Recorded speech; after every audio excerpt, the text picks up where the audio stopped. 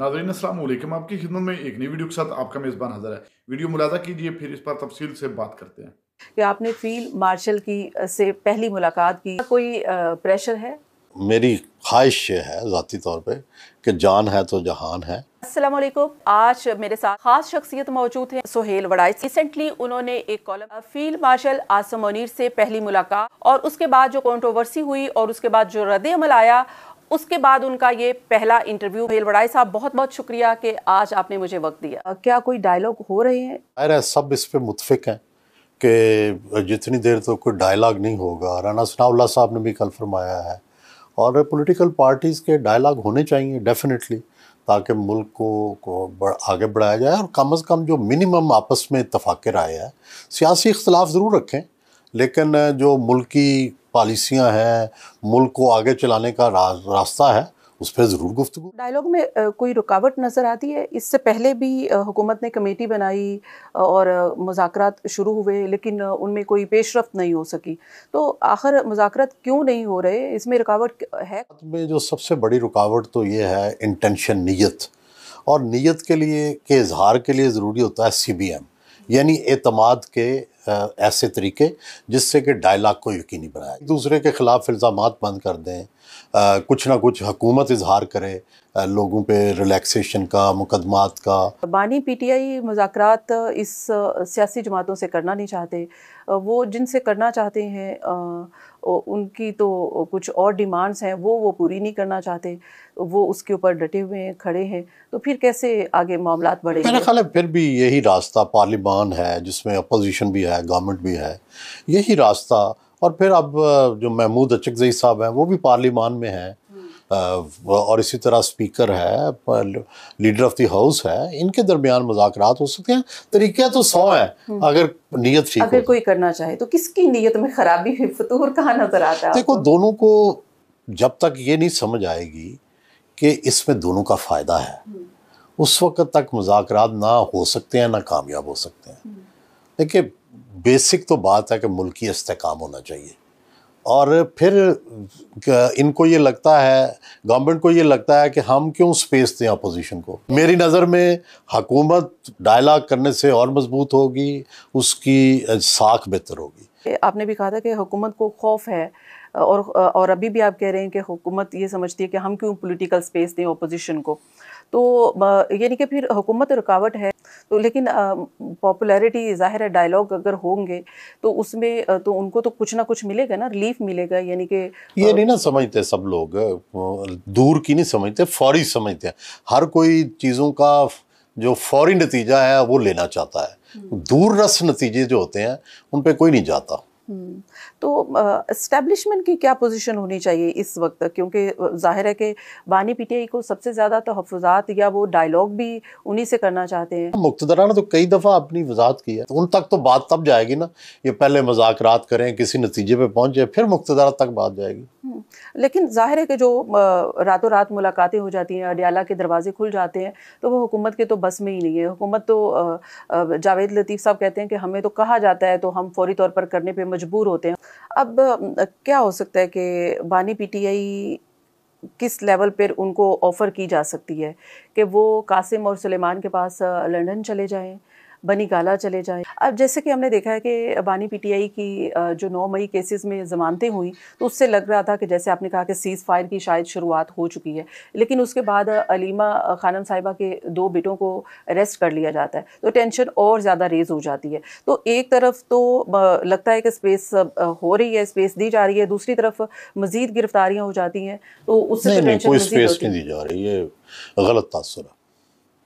किसी किस्म का कोई स्पेस देने की हुकूमत फिलहाल नहीं है। फिलहाल नहीं है। मैं वही कह रहा हूँ ना कि जब तक मुज़ाकरात नहीं होते, कोई लो दो नहीं होते, उस वक्त तक कुछ नहीं, कोई तब्दीली का इम्कान नहीं है।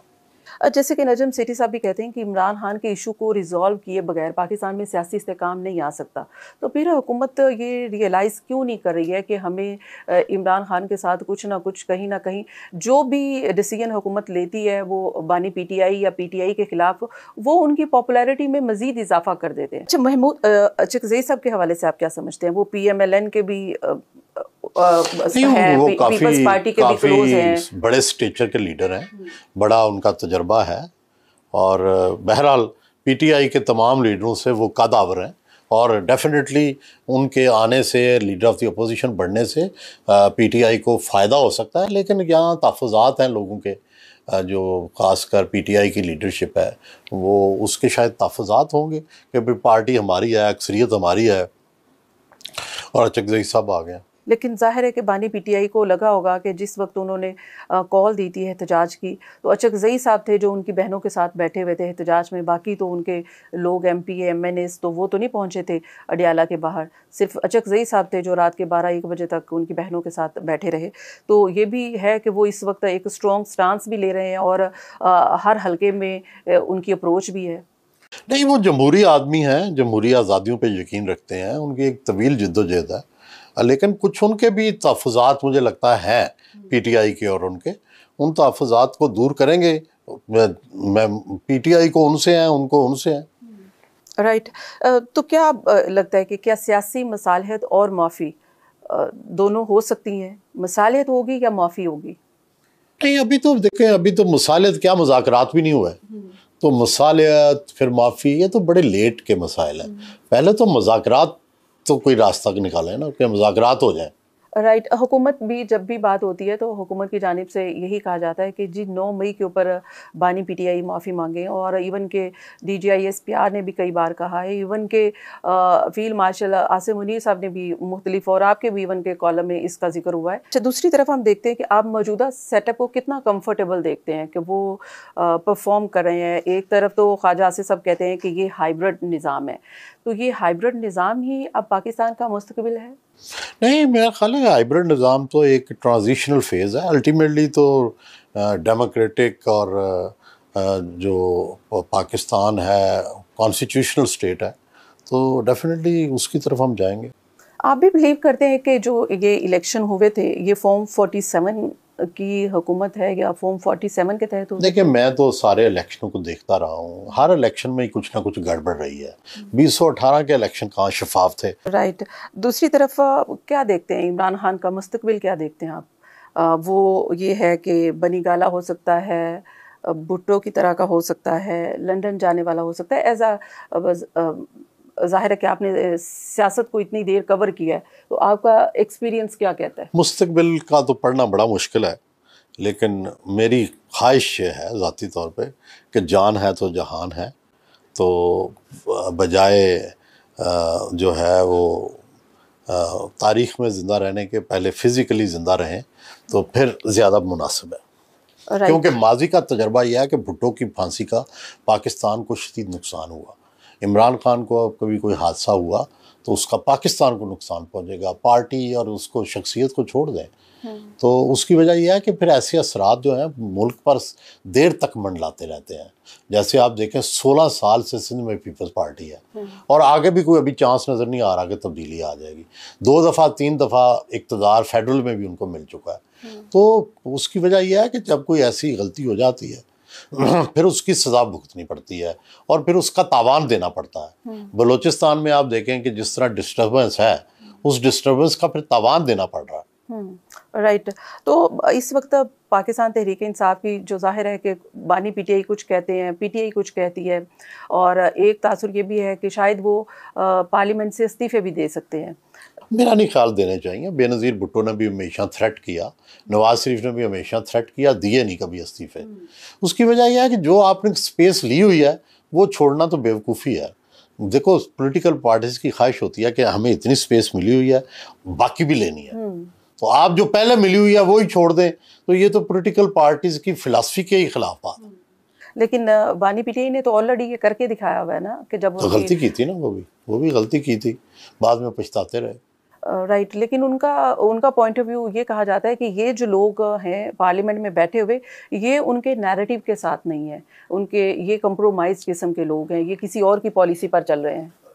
देखिए, ये तो खैर दो चीज़ें हैं ना, हर एक की राय मुख्तलिफ होती है। जिस तरह पीटीआई के अंदर भी मुख्तलिफ लोगों की राय है, हो सकता है जो इनकी राय से इत्तेफाक ना करते हो वो ठीक कह रहे हो और हो सकता है ये ठीक कह रहे हो, ये तो फैसला तारीख करेगी ना। इस वक्त आप क्या समझते हैं कि इमरान खान के अलावा, बानी पीटीआई के अलावा कौन है जो पीटीआई को लीड कर सकता है? जी अभी तो इस वक्त तो सबसे फेवरेट अलीमा खानम है, वो लीड कर सकती हैं और पीटीआई एक स्ट्रॉन्ग पॉलिटिकल ऑपोजिशन बन सकती है। शाह महमूद कुरैशी साहब के बारे में क्या ख्याल है आपका? मेरी तो बड़ी अच्छी राय है उनके बारे में। एज ए फॉरेन मिनिस्टर भी उन्होंने बड़ा अच्छा अपना रोल निभाया। इससे पहले पंजाब में रहे हैं, फाइनेंस मिनिस्टर भी रहे हैं और भी कई वजारतें बड़ी अच्छे तरीके से चलाते रहे, ऑनेस्ट हैं, कोई उनके बारे में कोई ऐसा नेगेटिव इल्ज़ाम नहीं है। लेकिन बानी पीटीआई को उन पर ट्रस्ट नहीं है। अच्छा, बानी पीटीआई को शाह महमूद कुरैशी पर ट्रस्ट नहीं है क्योंकि वो ज़ाहिर है मुज़ाहमत का उनको लगता है कि शायद वो उनके साथ उनके नैरेटिव के साथ ना खड़े हों, और अलीमा जो है वो इस वक्त सही बानी पीटीआई का नैरेटिव लेकर चल रही हैं। क्या मुकम्मल उनका कॉन्फिडेंस एंजॉय नहीं करते? क्या उसकी रीजंस हैं ये तो अल्लाह ही बेहतर जानता है। लेकिन मुकम्मल कॉन्फिडेंस उनको चीफ मिनिस्टर भी नहीं बनाया गया। कोई इस तरह से अभी भी जेल में आप देखें कोई पीटीआई उनसे रहनुमा उनसे मिलने नहीं जाता, कोई उनसे मशवरा नहीं करता। फिर उन्होंने मुज़ाकरात की भी हमायत की थी, एक ख़त लिखा था।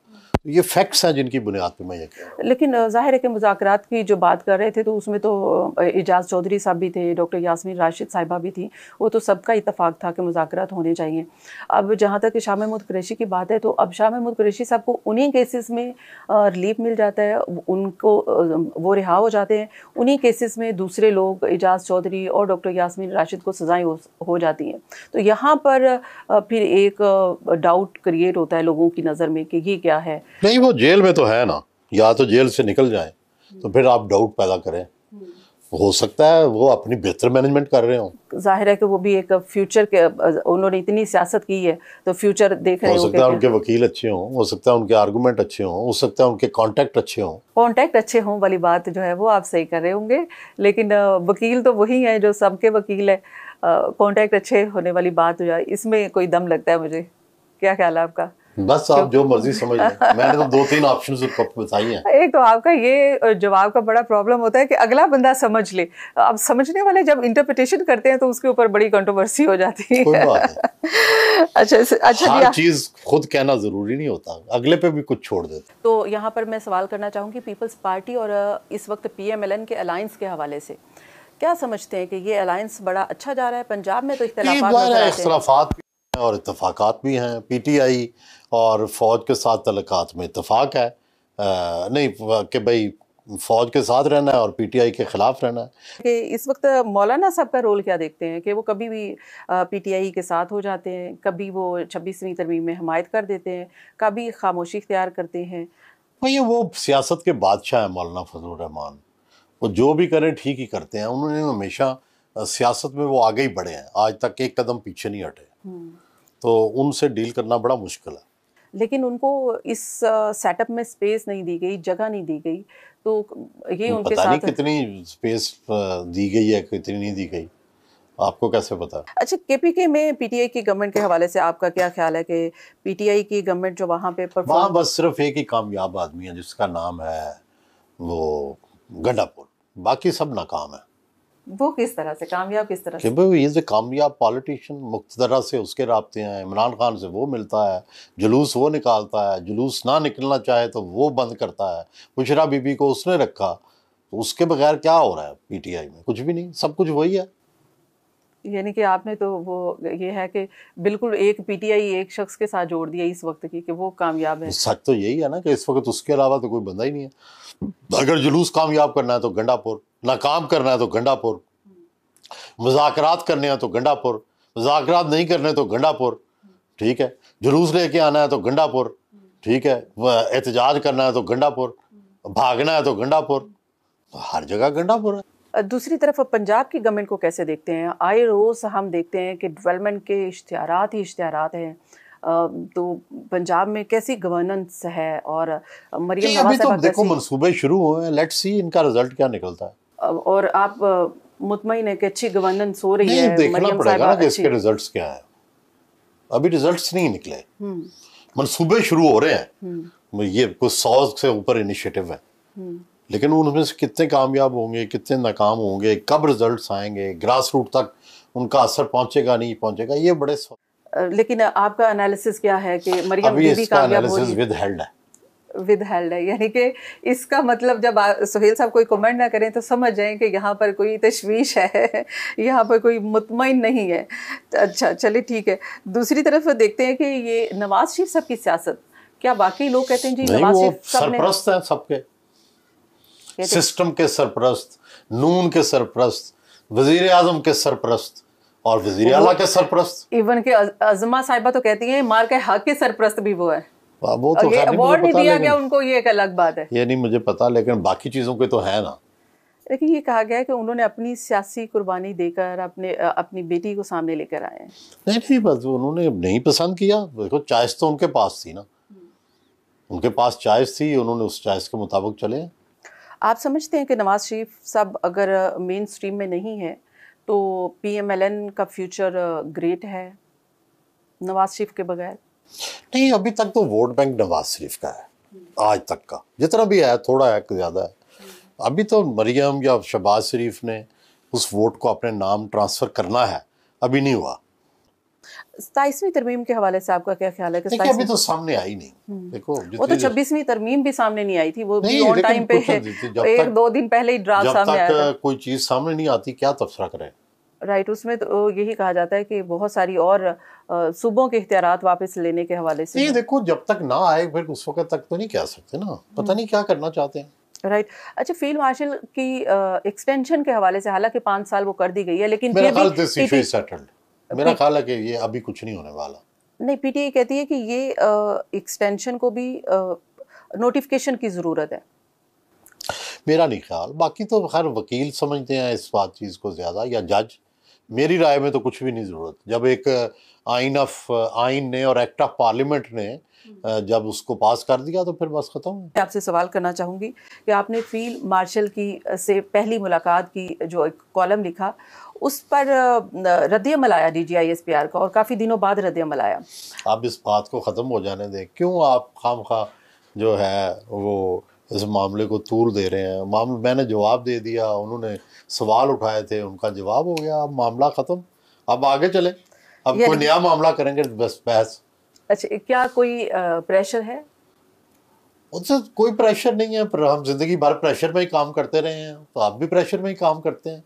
कभी हमें किसी की नफरत का प्रेशर होता है, कभी मोहब्बत का प्रेशर होता है, कभी हुकूमत का दबाव होता है, कभी मुक्तदरा का दबाव होता है। कब दबाव नहीं होता जो अब नहीं दबाव, इसी दबाव में ही काम करना है ना हमने।